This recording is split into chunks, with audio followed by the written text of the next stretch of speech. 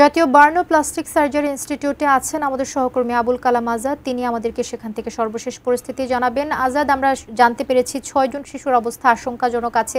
তাদের পাশে তাদের স্বজনেরা আছে কিনা, খুঁজে পেয়েছে কিনা তাদের স্বজনদেরকে?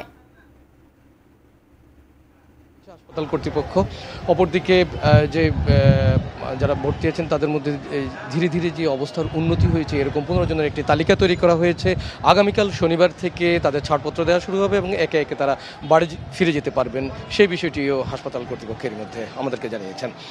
স্বাস্থ্য মন্ত্রণালয়ের পক্ষ থেকে জানানো হয়েছে বার্ন ইনস্টিটিউট সহ রাজধানীর আরও 4টি হাসপাতালে মোট 51 জন মাইলস্টোন ট্র্যাজেডির ঘটনায় তারা দগ্ধ হয়ে চিকিৎসা দিচ্ছেন। তাদের কারো জন্যই এই মুহূর্তে কোনো আর্থিক সহায়তা, রক্ত কিংবা চামড়া এ ধরনের কোনো কিছুর প্রয়োজন হবে না।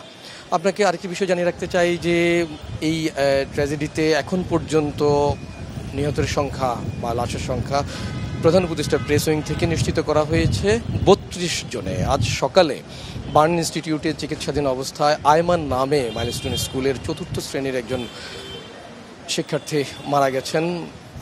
গত 3 দিন ধরে 45% পড়ে যাওয়া শরীর নিয়ে তার এখানে চিকিৎসা হচ্ছিল। বার্ন ইনস্টিটিউটে যারা রয়েছেন এখানে সিঙ্গাপুর এবং চীনের চিকিৎসক দল কাজ করে যাচ্ছেন।